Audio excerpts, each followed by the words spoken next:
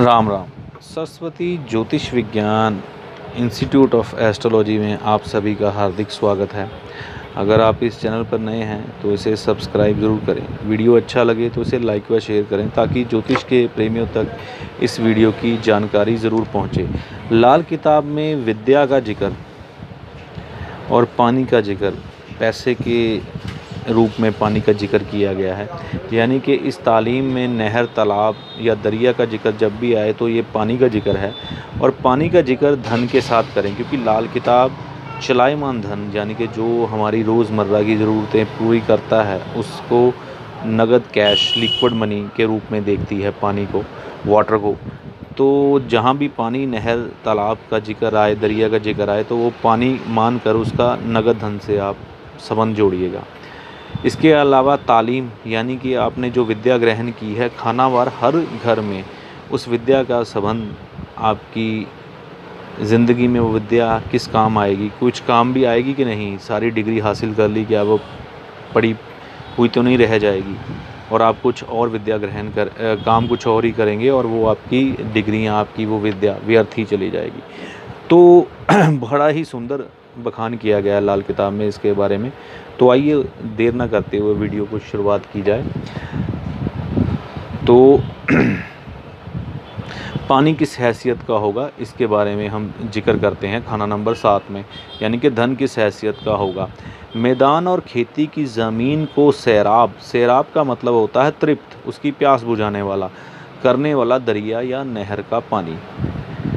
अब ये जो पानी है, ये दरिया का पानी या नदिया का पानी या नहर का पानी जब खेतों में जाता है तो उसमें अंकुरित होते हैं, क्षमा कीजिएगा, जो बीज बोए होते हैं खेती बाड़ी करने के बाद, पुराने समय में इसी तरह से खेती बाड़ी की जाती थी, वो अंकुरित होते थे। यानी कि वो दरिया, नहर, नदी का पानी हमारे खेतों को सींचता था और उसी से हमारे साल भर का अनाज पैदा होता था। यानी कि खेती की जाती थी और हमारे फसलों में, खेतों में फसल लहलहाती थी और हमारे साल भर के खाने पीने का इंतज़ाम हो जाता था। जबकि बरसात ना हो, सिर्फ़ नदियों के ज़रिए अगर खेती की जाए। तो आज भी ऐसा ही है। हमारे दूर दराज के कई क्षेत्र ऐसे हैं जहाँ पर नदियों के द्वारा ही खेती की जाती है। मतलब ये वो पानी है जो कि बरकत पैदा करता है, एक बीज से हज़ारों बीज पैदा कर देता है। तो इसी लिहाज से यहाँ पर बोला गया है कि चंद्रखाना नंबर 7 में लक्ष्मी अवतार होता है। यानी कि एक दाने से 1000 दाने पैदा करने वाला ऐसा शख्स, ऐसा इंसान माना गया है। तो एक बात तो श्योर होगी, इसका जो धन होगा इसके पास प्रचुर मात्रा में होगा और इसका 1 रुपया भी इतनी हिम्मत रखता होगा कि वो लाखों बन जाए। मतलब कि इसके धन में इतनी बरकत होगी, क्योंकि यहाँ पर लक्ष्मी अवतार माना गया है चंद्र को खाना नंबर 7 में। तो आइए अब विद्या और तालीम की बात की जाए। किस दर्जा की होगी खाना नंबर 7 में विद्या। धन खाना नंबर 7 का बहुत ही अच्छा, बहुत ही शुद्ध माना गया है, बरकत देने वाला और काम आएगा और बरकत देगा। अब विद्या की बात। शादी होने से पहले तालीम पूरी कर लेगा।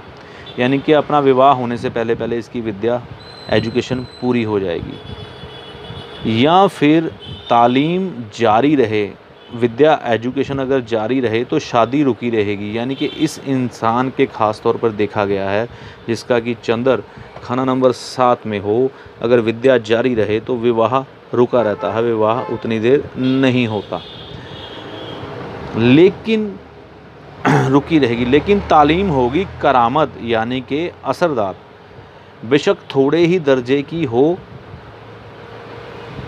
इसकी विद्या, एजुकेशन काम इसको देगी, चाहे थोड़े ही दर्जे की, कम शिक्षा भी हासिल की हो, 10th की हो, +2 की हो या कम पढ़ा लिखा हो, मगर इसकी विद्या काम की होगी। दूध होगा मगर गाय की बजाय बकरी का, जिसमें तालीम की वही हालत होगी जो बकरी अपना दूध देने में किया करती है। यानी बकरी दूध देगी तो सही, मगर मेंगने डालकर। मेंगने क्या होते हैं कि बकरी की पोटी को मेंगने माना गया है। बकरी आमतौर पर जब भी दूध देती है तो दूध में अपनी मेंगने गिरा दिया करती है, यानी कि लैट्रिन गिरा दिया करती है मेंगने डालकर। मगर माली हालत के लिए बकरी का दूध होता हुआ भी चांदी के भाव ही बिकेगा। बकरी का दूध, पिछले दिनों कुछ घटनाक्रम हुआ मेरे मित्र के साथ, उसके कुछ सेल कम हो गए पिछले साल अक्टूबर के दिनों में। तो हम बकरी का दूध ढूंढने निकले, कहते थे कि बकरी का दूध पीने से सेल बढ़ जाते हैं। तो बकरी का वही दूध हमें 600 रुपये लीटर के भाव से मिला, यानी कि बिकेगा चांदी के भाव ही। यानी कि इसका वो धन, इसकी वो विद्या इसको पूरी कीमत देगी।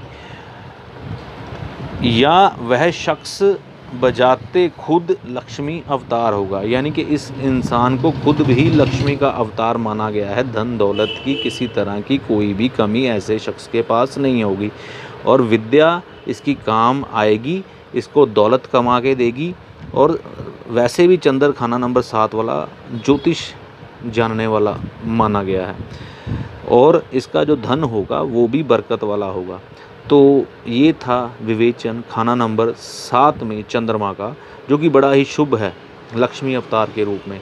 तो ये मेरे द्वारा किया गया प्रयास आपको कैसा लगा, कमेंट करके इसके बारे में अपनी राय ज़रूर दें। अगर वीडियो अच्छा लगा तो इसे लाइक व शेयर करें, ताकि ज्योतिष के प्रेमियों तक इस वीडियो की जानकारी ज़रूर पहुँचे। तब तक के लिए, अगले वीडियो तक के लिए मैं अपनी वाणी को यहीं विराम देता हूँ। राम राम।